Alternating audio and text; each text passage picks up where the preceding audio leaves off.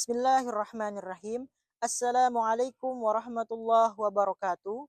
Kepada yang terhormat Bapak Ibu dosen penguji uji kinerja pada PPG Transformasi Pendidikan Agama Islam tahun 2025. Perkenalkan, saya Muhammad Sidik Sucipno SPD, mahasiswa PPG tahap 2 tahun 2025 di LPTK Universitas Islam Negeri Palangkaraya dengan NIM 25426732307 pada hari Selasa 7 Oktober 2025. Saya akan melaksanakan uji kinerja pada SMA Negeri 3 Sampit pada kelas 10 materi menerapkan Al-Kulliyatu Al-Khamsah dalam kehidupan sehari-hari. Demikian perkenalan dari saya dan selamat menyaksikan. Assalamualaikum warahmatullahi wabarakatuh.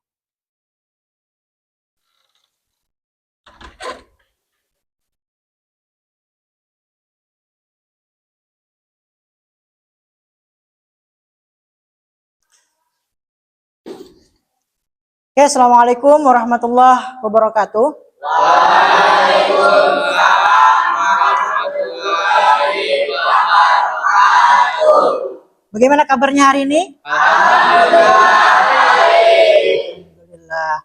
Oke, sebelum kita memulai pembelajaran, alangkah baiknya kita berdoa dulu agar kegiatan pembelajaran kita diberkahi oleh Allah Subhanahu wa Ta'ala. Bapak minta tolong untuk ketua kelas memimpin doa. Sebelum mulai pelajaran, alangkah baik kita berdoa. Berdoa dimulai.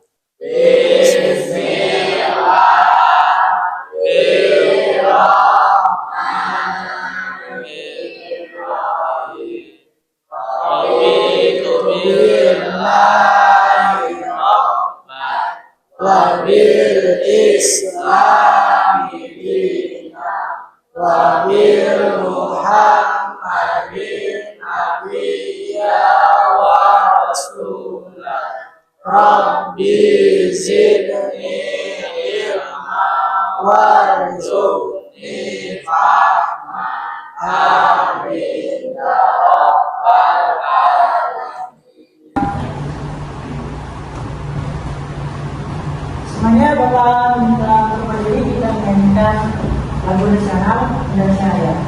Saya berdoa. Bapak sekarang mempersiapkan di sekarang siapa?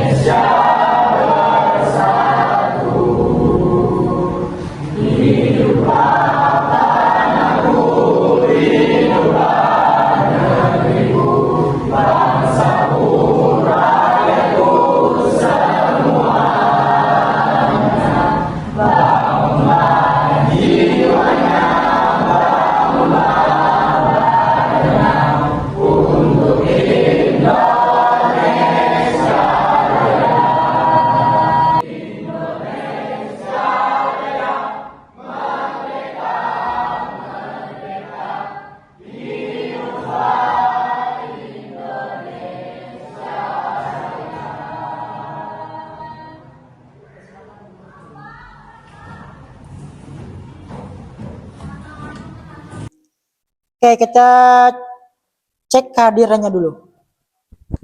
Ainul Fatimah,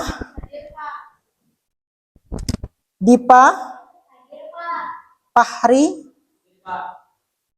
Tommy, oke, sama Totot Putrianur. Oke, alhamdulillah semuanya hadir pada pembelajaran kita pada hari ini. Oke, sebelum kita mulai pembelajaran, kita breaking dulu. Maunya berdiri apa duduk aja? Duduk aja. Oke, tepuk 1 kali, tepuk 2 kali, tepuk 3 kali, tepuk 4 kali, tepuk 5 kali, tepuk 5 kali 3 kali.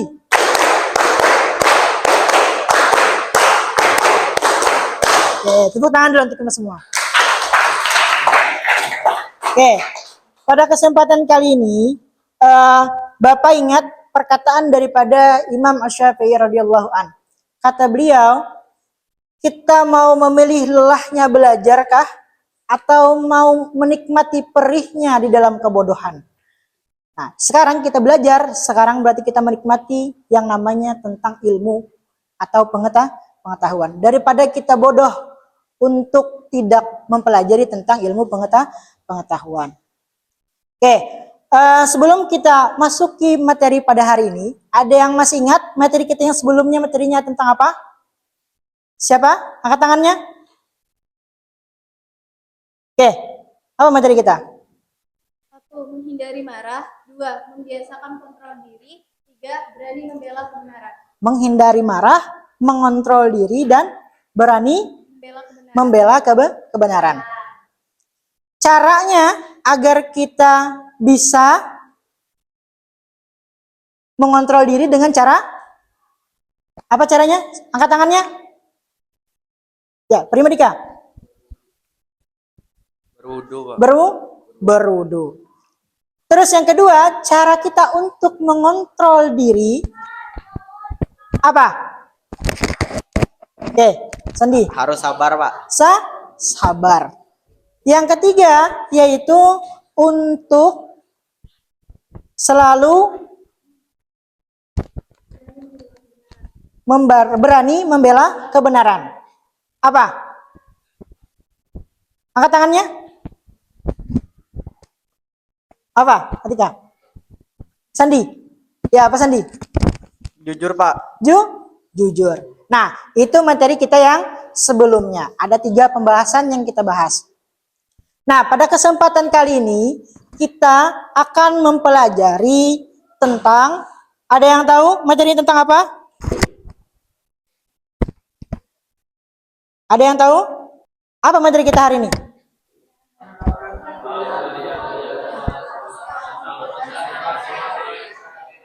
Menerapkan al-kulliyatu al-khamsah dalam kehidupan sehari-hari. Nah, ini pembahasan kita untuk materi hari ini. Oke, sekarang semuanya perhatikan, Bapak akan menjelaskan tentang materi kita pada kegiatan hari ini.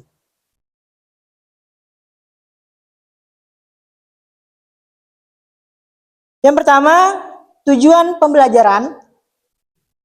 Ada 2 tujuan pembelajaran kita. Yang pertama yaitu menjelaskan pengertian al-kulliyatu al-khamsah beserta unsurnya. Yang kedua yaitu menganalisis implementasi al-kulliyatu al-khamsah. Itu tujuan pembelajaran. Oke, sebelum kita masuk ke pembelajaran, Bapak mau tanya dulu. Mengapa Allah menurunkan syariat Islam untuk manusia? Angkat tangannya. Ya, yuk.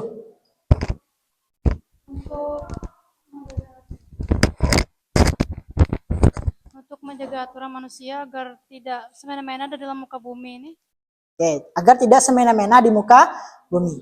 Yang kedua, apa akibatnya jika manusia tidak menjaga agama, jiwanya, akalnya, keturunan, atau hartanya? Siapa? Oke. Kehidupan kita tidak Apa? ada arah yang menyebabkan kehidupan menjadi hancur. Oke. Terus yang ketiga, Apakah menjaga lingkungan itu bagian daripada al-kulliyatu al-khamsah? Mengapa? Katanya. Oke. Apa? Menjaga lingkungan berarti menjaga udara bersih, air jernih, dan makanan sehat. Jika lingkungan rusak, kesehatan manusia menjadi terancam. Oke, tepuk tangan dulu untuk kita semua. Nah, jadi materi ini gambaran daripada pembahasan yang akan kita bahas pada hari ini. Bapak akan menjelaskan tentang pengertian daripada al-kulliyatu al-khamsah. Al-kulliyatu al-khamsah yaitu terdiri daripada dua kata, al-kulliyatu dan al-khamsah. Al-kulliyatu itu ialah prinsip dasar. Al-khamsah yaitu 5. Berarti al-kulliyatu al-khamsah yaitu membahas tentang 5 prinsip dasar di dalam Islam. Nah, di dalam usul fikih disebut dengan maqasid al-khamsah atau tujuan yang 5. Nah, terus bahasan yang 5 tadi dibahas oleh Imam Asy-Syaitibi dalam maqasid asy-syariah, yaitu ada 5. Yang pertama yaitu menjaga agama, atau disebut dengan hifdzu ad-din. Yang kedua yaitu menjaga jiwa, disebut dengan hifdzu an-nas. Yang ketiga yaitu menjaga akal, disebut dengan hifdzu al-aql. Yang keempat yaitu menjaga keturunan atau hifdzul an-nasl. Yang kelima yaitu menjaga harta atau hifdzul mal, yaitu menjaga harta. Nah, 5 prinsip ini yang akan kita bahas pada hari ini. Masuki pembahasan yang pertama, yaitu menjaga agama atau hifdzuddin. Menjaga semua hal yang berkaitan dengan agama, seperti menjalankan hukum Islam dimulai dari syahadat, apalagi sholat, puasa, zakat, dan naik haji bagi yang mampu. Nah, itu daripada menjaga agama. Ya, sebagaimana diterangkan dalam Quran surah An-Nahl ayat 125. Serulah manusia kepada jalan Tuhanmu dengan hikmah dan pengajaran yang baik. Terus bagaimana cara kita untuk menjaga agama? Di sini ada 3. Yang pertama yaitu menegakkan ibadah wajib dan sunnah. Yang kedua, berdakwah dan menyebarkan ajaran Islam. Yang ketiga, menjaga hubungan baik dengan sesama manusia. Perhatikan gambar di sampingnya. Banyak macam gaya pakaiannya. Ini menggambarkan berbagai macam agama.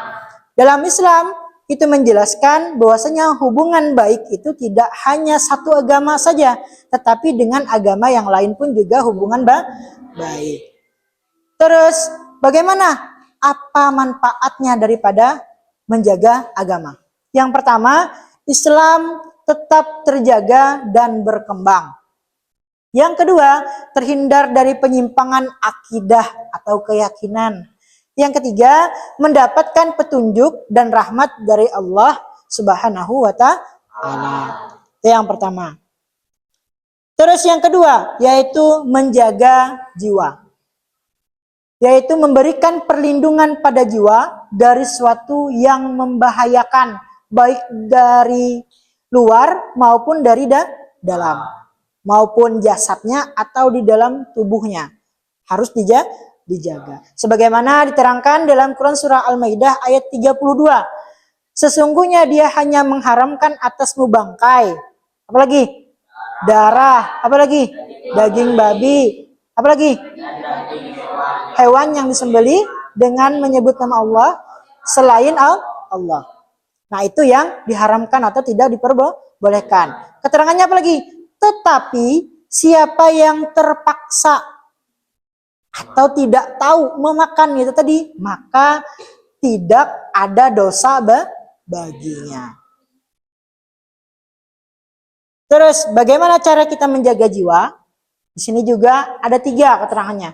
Yang pertama yaitu mengkonsumsi makanan halal dan bergizi Dalam Quran itu dijelaskan halalan thayyiba, yang halal dan baik. Terus menjaga kesehatan fisik dan mental.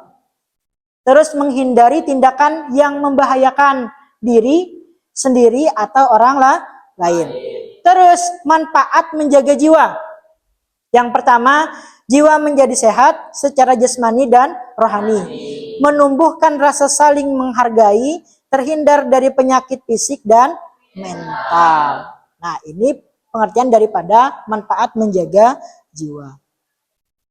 Terus yang selanjutnya, menjaga akal atau disebut dengan hifzul akal, yaitu menggunakan akal untuk berpikir tentang hal-hal yang baik dan melindunginya dari segala sesuatu yang dapat melemahkan dan merusak fungsinya. Dalam Quran dijelaskan, wa ma yazkuru illa ulul albab, hanya orang-orang yang berakal yang dapat mengambil pelajaran. Terus adapun cara menjaga akal. Ada berapa? Ada Ada 3. Yang pertama, menggunakan akal untuk berpikir secara kritis dan ilmiah. Yang kedua, menuntut ilmu dan membaca Al-Quran. Yang ketiga, menghindari hal-hal yang merusak akal seperti narkoba dan minuman keras. Itu bisa merusak akal, makanya itu diharamkan. Terus bagaimana manfaatnya? Yang pertama, menjadi pribadi yang bijaksana dalam mengambil keputusan. Terus dapat membedakan antara yang benar dan yang salah. Terus menjaga moral dan etika dalam kehidupan. Nah, itu pengertian daripada menjaga akal. Terus yang selanjutnya yaitu menjaga keturunan. Bagaimana hubungannya? Menjaga keturunan yaitu melindungi keturunan atau keluarga dari sesuatu yang dapat menimbulkan keburukan. Atau bisa disebut juga yaitu menjaga nama baik keluarga. Terus ayat yang menjelaskan tentang ini terdapat dalam Quran surah An-Nur ayat 32. Dan nikahlah orang-orang yang masih membujang di antara kamu. Berarti kada boleh lah Pak kita nikah dengan duda atau janda. Boleh. Yang penting sudah berstatus janda atau duda. Oke, selanjutnya cara menjaga keturunan. Yang pertama, menikah secara sah menurut ajaran Islam. Harus menikah, ada syarat-syaratnya, ada saksinya, ada penghulunya, ada maharnya. Terus yang kedua, mendidik anak dengan akhlak yang baik. Ketika sudah memiliki keturunan, dididik anaknya. Makanya kewajiban orang tua itu memberikan pendidikan kepada anak. Yang ketiga, menjaga pergaulan agar tidak terjerumus dalam pergaulan bebas. Terus manfaatnya. Yang pertama, terwujudnya keluarga sakinah, mawaddah, warohmah. Yang kedua, yaitu melahirkan generasi yang saleh dan salehah. Terus yang ketiga, menjaga keberlangsungan umat Islam. Terus materi yang terakhir yaitu menjaga harta atau menjaga hifzul mal atau menjaga harta. Melindungi harta dari segala sesuatu yang diharamkan. Jadi hasilnya tadi dapatnya dari mana? Halalkah tidakkah? Itu harus dijaga.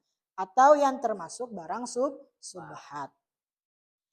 Terus Al-Quran yang menjelaskan tentang ini dalam Quran surah Al-Baqarah ayat 267. Wahai orang-orang yang beriman, infakkanlah sebagian dari hasil usahamu yang baik dan sebagian dari apa yang keluar dari bumi untukmu. Nah, itu pengertian daripada menjaga harta. Terus cara menjaganya seperti apa? Yang pertama yaitu memperoleh harta dengan cara halal. Yang baik caranya. Atau dia halal tapi menjual barang-barang yang dilarang. Tetap itu menjadi haram hasilnya.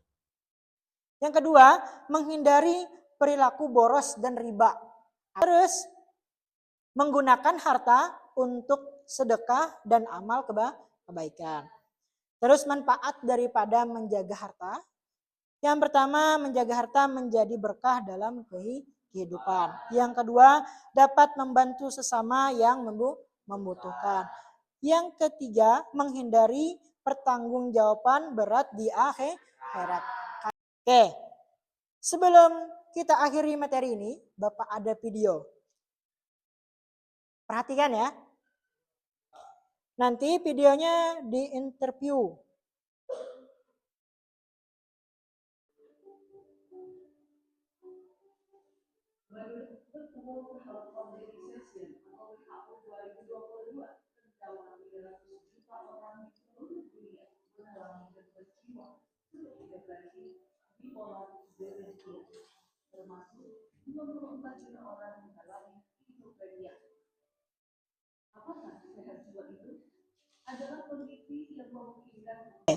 Itu tadi video yang berkaitan dari materi yang kita bahas pada hari ini. Siapa yang mau menginterview video? Ya, yuk. Tentang kesehatan mental yang harus kita jaga, perhatikan, dan berbagai macam kebiasaan. Oke, tepuk tangan dulu untuk yuk. Nah, materi ini berkaitan dengan menjaga jiwa. Itu masalah tentang kesehatan mental. Selanjutnya Bapak akan bikin kelompok. Bapak atau kalian yang menentukan kelompoknya? Bapak aja. Oke, Bapak akan bikin kelompok. Jadi kita bikin 5 kelompok yang akan membahas 5 pembahasan yang kita bahas pada hari ini. Yaitu tentang menjaga agama, menjaga jiwa, menjaga akal, menjaga keturunan, dan menjaga harta. Oke, Bapak tentukan sesuai dengan barisan mejanya saja ya. Bapak bagikan kertasnya, silahkan duduknya disesuaikan kelompoknya. Ini kelompok 1, kelompok 2. Sini kelompok 3. Kelompok 4. Ya, kelompok 5. Oke, sekarang perhatikan semua yang ada di kertas itu. Sudah Bapak bikin pertanyaannya. Kalian tulis dulu nama kelompoknya. Tulis nama kelompok. Setelah itu diskusikan dengan teman kelompoknya. Bisa mendekat sini. Dekat kursinya. Ayo Nabil, dekat situ Nabil kursinya.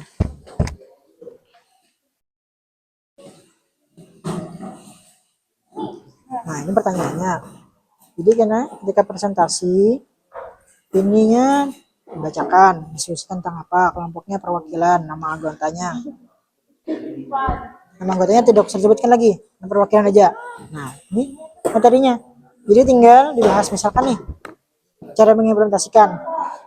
Kalian dapatnya banyak, misalkan cara mengimplementasikannya. Mungkin sebutkan 2 atau 3 saja yang disebutkan.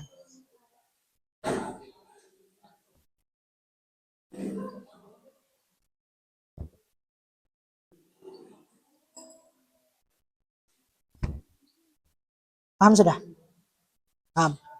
Nah, jadi kalian jelaskan tentang pengertiannya, ada dari Al-Qur'annya, terus cara mengimplementasikannya. Misalkan kalian dapat nih caranya banyak, tapi yang dijelaskan tidak usah semua. 2 atau 3 saja yang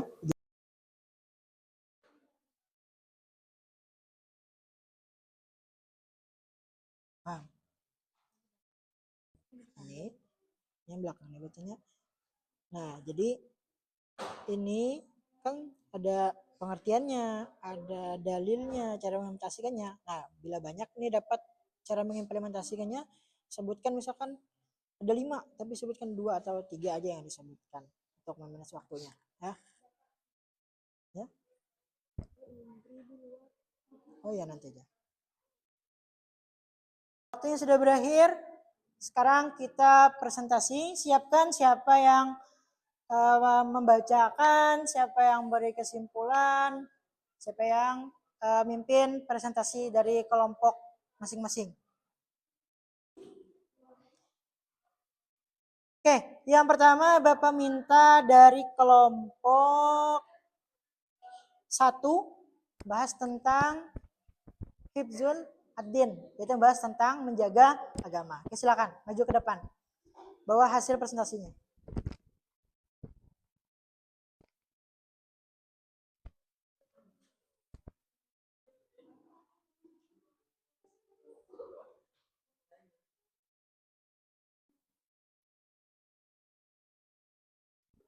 Assalamualaikum warahmatullahi wabarakatuh. Waalaikumsalam warahmatullahi wabarakatuh. Kami dari kelompok 1, di sini kami akan menyampaikan hasil diskusi kami. Hasil diskusi kami akan dibacakan oleh Tommy. Jadi hasil diskusi kami ada 5. A. Menjaga keimanan dan tauhid. Itu meyakini hanya Allah sebagai Tuhan yang disembah.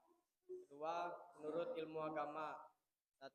Belajar Al-Quran dan hadis. 2. Mengikuti kajian atau pembelajaran Islam. Itu melaksanakan ibadah dengan konsisten.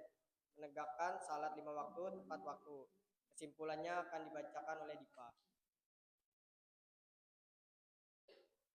Kesimpulannya adalah menjaga dan memelihara agama Islam agar tetap murni dan diamalkan terdapat di surah Al-Baqarah 193 dan terus Al-Imran agar umat Islam tetap beriman, beribadah dan hidup sesuai tuntunan Allah. Menjaga tauhid, ibadah, menuntut ilmu agama, berdakwah dan menjauhi kemungkaran. Sekian diskusi dari kami. Wassalamualaikum warahmatullahi wabarakatuh. Waalaikumsalam warahmatullahi wabarakatuh.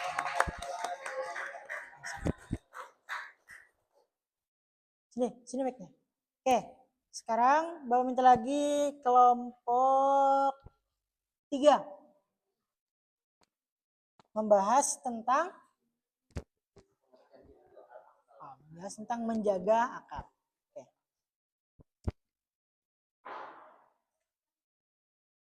Assalamualaikum warahmatullahi wabarakatuh. Waalaikumsalam. Kenalkan, kami dari kelompok 3. Di sini kami mempresentasikan tentang menjaga akal pikiran atau sifat al-akal. Ini akan dibacakan oleh Sandy Kurniawan. Pengertian hifzu al-akal. Hifzu al-akal berarti menjaga akal pikiran. Secara bahasa, hifzu al-akal artinya menjaga, memelihara atau melindungi. Al-akal artinya akal, yaitu kemampuan manusia untuk berpikir, memahami dan membedakan antara yang baik dan buruk. Secara istilah, hifzu al-akal upaya menjaga, mengembangkan dan menggunakan akal untuk hal-hal yang bermanfaat sesuai dengan tuntutan syariat, serta menjauhi segala hal yang dapat merusak fungsi akal seperti minuman keras, narkoba, dan perbuatan maksiat yang mengumpulkan pikiran.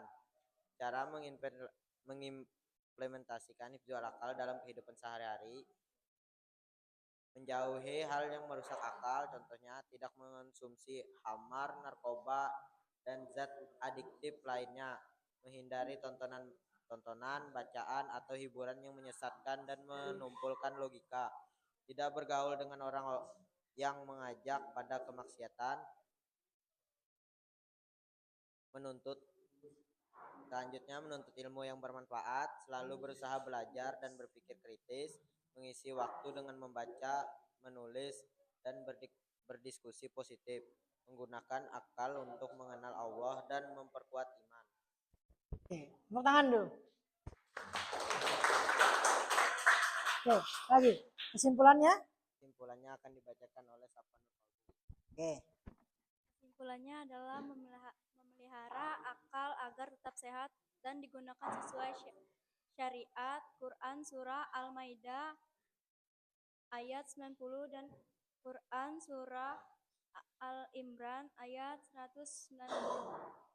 Menjauhkan khamar dan narkoba, menuntut ilmu, berpikir positif, dan menggunakan akal untuk kebaikan. Oke, tepuk tangan dulu untuk kelompok 3. Sekian dari kami. Saya akhiri. Wabillahi taufiq wal hidayah. Wassalamualaikum warahmatullahi wabarakatuh. Waalaikumsalam.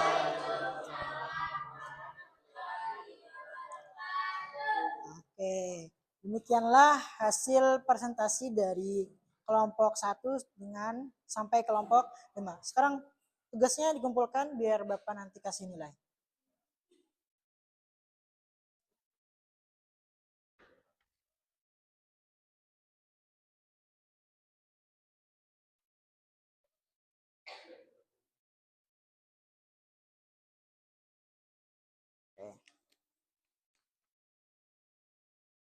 Oke, demikianlah hasil daripada pembelajaran kita pada hari ini. Tapi sebelum kita tutup pembelajaran, pasti ada hasil yang harus kita dapat, yaitu kesimpulan daripada materi pada hari ini. Kita hari ini tadi membahas tentang apa? Menerapkan al-kulliyatu al-khamsah dalam kehidupan sehari-hari. Kata Imam As-Saytibi tadi ada 5 daripada al-kulliyatu al-khamsah tadi. Yang pertama yaitu hifdzu ad-din, yaitu menjaga agama. Yang kedua yaitu menjaga jiwa atau hifdzun nafs. Yang ketiga yaitu menjaga akal atau hifdzul akal. Yang keempat yaitu menjaga keturunan, disebut dengan hifdzun nasl, menjaga keturunan. Yang terakhir kelompok 5 tadi membahas tentang hifdzul mal, yaitu menjaga harta. Nah, jadi 5 hal inilah yang harus menjadikan kita menjadi lebih baik. Karena Islam itu sangat mudah, sangat ringan ajarannya, yang sulitnya itu mengimplementasikannya dalam kehidupan. Oke, sebelum kita akhiri, Bapak mau mengingatkan, nanti Bapak akan kasih tugas di Google Form. Nanti kalian isi. Hari ini juga diisi, nanti masuk ke nilai untuk tugas formatif dan refleksinya Bapak kirim ke Google Form. Terus Bapak ingatkan lagi untuk pembelajaran kita minggu depan, yaitu masalah tentang cara penerapan tokoh penyebar Islam di Pulau Jawa. Yaitu menggambarkan tentang apa biasanya Pulau Jawa nih? Kerajaan. Tentang apa lagi?